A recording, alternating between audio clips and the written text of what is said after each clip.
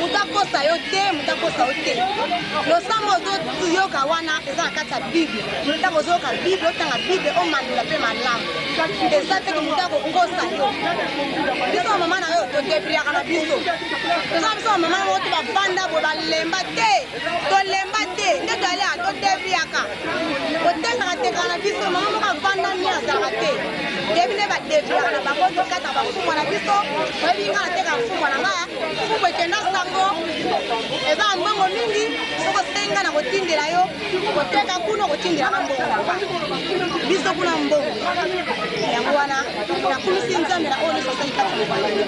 na kozela pele na ngai ntango kobenga ngai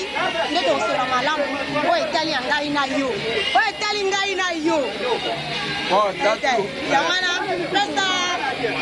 tata na biso bokio na ngai bota mingi maleseve ye nde azomona ye